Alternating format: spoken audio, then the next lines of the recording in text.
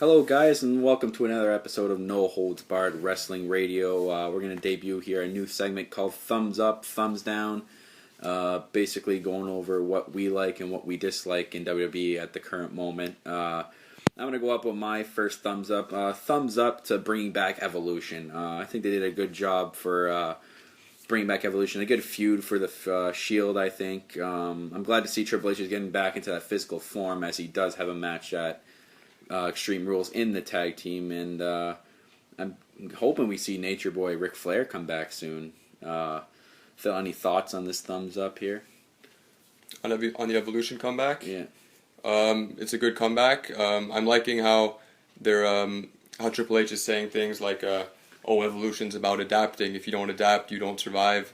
And Exactly. he's bringing out all the baddies of the wrestling world to fend off the Shield. I think that's pretty cool. Yeah, Believe in Evolution. Yeah, believe in Evolution. I like what WWE's doing with Evolution now, man. It's really great to see. It's what WWE needs right now as the lack of of anything actually going on Raw and SmackDown at the moment. But good for WWE and a thumbs up there. Phil, what do you got next here? My first thumbs up, I will have to give it to the opening segment of this week's Raw.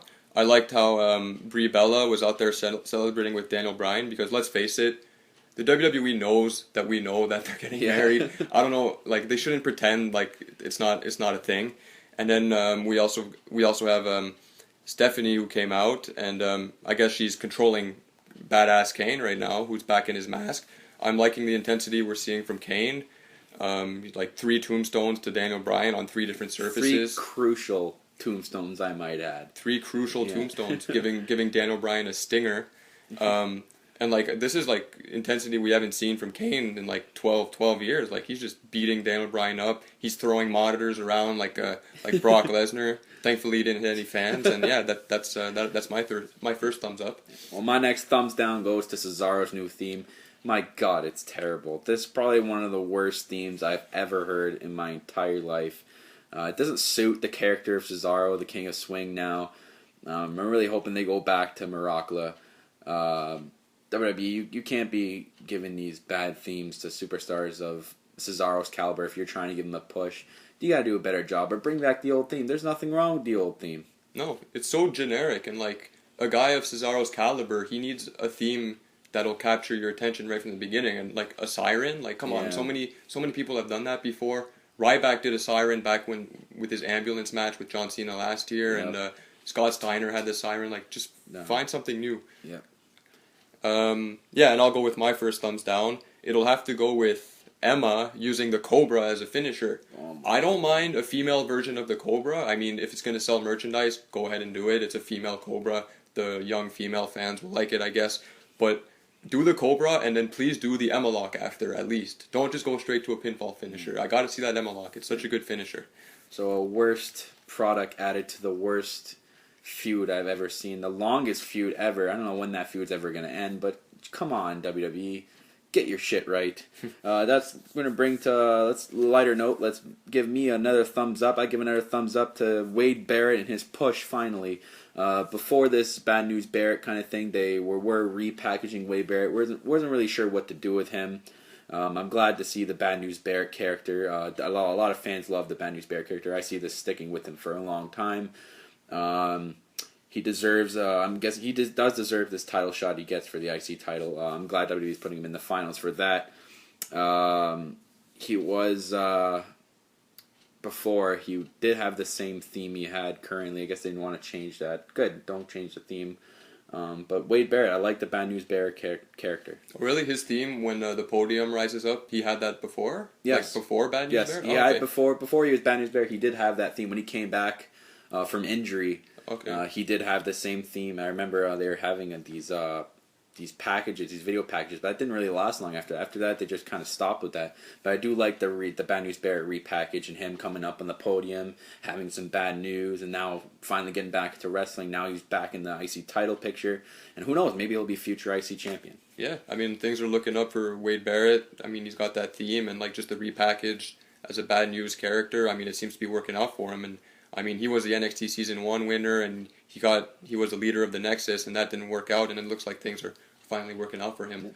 I'll go with my second thumbs down, because I have more thumbs up than thumbs down, and I want to finish with a thumbs up. My second thumbs down would have to be the breakup, or the imminent breakup of Goldust and Cody Rhodes. It seems like just such a generic tag team split up. Like, they're having a tag team match and Cody Rhodes just gives up on Goldust. He like waves him off and walks away. I'd like to see tag teams split up differently. Like Team Hell No, they lost the tag team titles and that was it. Like, they didn't even have I don't even think they acknowledged the split up on screen. They just went their separate ways, and that was pretty cool. There was like no ending.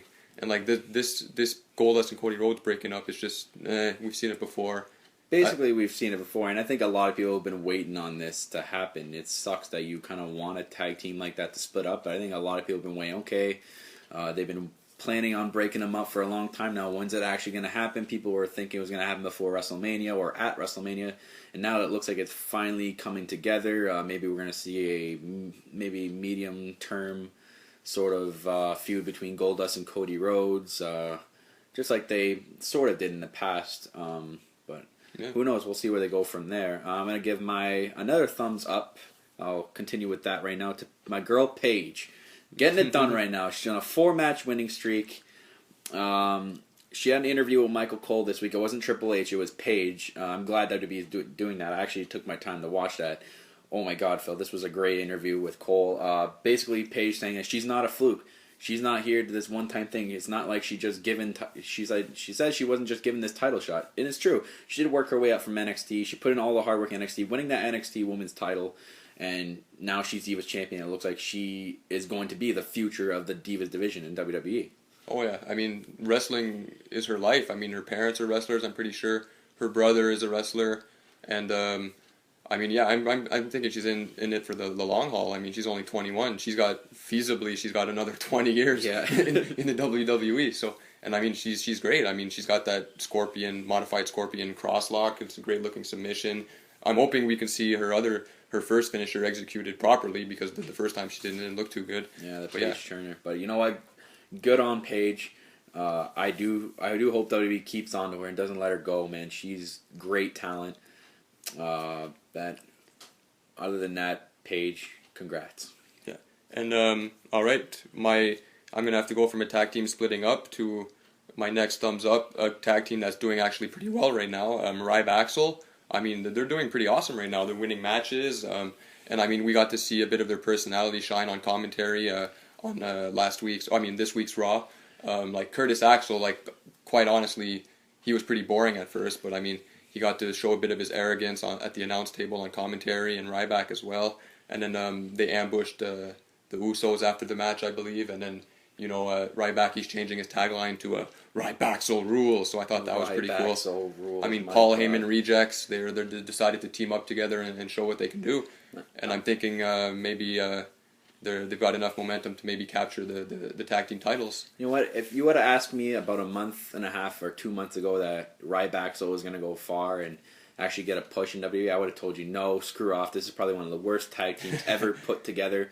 But you know what? They've changed my perspective on their tag team. They're actually doing pretty good. I'm liking the wins they're putting up together. I see them being a real competitor for the tag team titles against the Usos. I see them putting up a pretty good match if they use them properly. Curtis Axel can have a good match. He has it in him.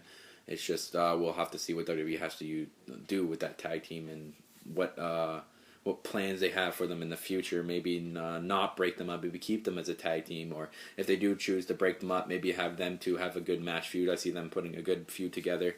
But I'm going to bring it down now to a thumbs down to my worst thumbs down of the day. Freaking WWE promoting Slam City. You don't like this show, don't you? I hate this show. I haven't seen one episode, and I hate Slam City. God damn WWE. I seen another promo, because I watched NXT last night, and I seen you guys promoting this shit again. I don't think anyone actually cares about Slam City. I think other than if you're 10 years old, you're going to go watch Slam City. It's a little cartoon show for Saturday morning, because there's no Saturday morning Slam anymore. But I don't think everyone gives a living shit about Slam City. I bet you if WWE shows Slam City during an actual live TV show, like during commercial breaks, people in the crowd don't give a shit. They're either going to get nachos or going to take a piss. They don't care. They're not interested in Slam City. WWE, I don't even think this is going to last that long. I think they're going to have like one season of Slam City, and that's it. It's going to be like Saturday Morning Slam. It's going to come in and it's going to go. I wouldn't be surprised. I mean, if they did show one episode during Raw, because they're only like 1 to 2 to 3 minutes long. Honestly, if you've ever seen Pengu, the old claymation Play-Doh show, it's kind of like that. I'd rather watch Pengu. Yeah, Pengu. I literally would watch Pengu for hours on end and watch one episode of Slam City. Mixed with some rip-offs of Looney Tunes jokes. That's what I guess that's what they're going for right now. Yeah, I don't know. Vince McMahon, he's just trying. He doesn't consider himself a wrestling guy. He's an entertainment guy. That's why we see him doing movies, doing kids' TV shows, and branching out into all sorts of stuff. I don't know. I mean, it's an avenue to reach more fans. I don't know. It's a thing, I guess. It sucks ass. Okay, like I said on Raw, it sucks ass. But you know what? I'm gonna turn it around there. I'm gonna give another thumbs up. But you know what? Here's a thumbs up. WWE making the Cena Wyatt feud worth watching. I actually love this feud, Phil. This feud that's been started from before WrestleMania, and this looks like it's going to be the final chapter at Extreme Rules. I'm loving what they're doing with this. They pull off a great WrestleMania match. Finally, we've seen in Raw ending without John Cena on top. You know, Cena wins, LOL. But we're not seeing that anymore. We actually saw the Wyatt's ending Raw with John Cena knocked out in his hands singing, "We got the whole world," you know, that sort of thing. I like this feud. I see Extreme Rules being the final chapter, and I see that match being a good 20-minute match. Yeah, I mean, it's a cage match at Extreme Rules. It should be really good. I mean, we know how good storylines with Bray Wyatt can end at cage matches, in cage matches.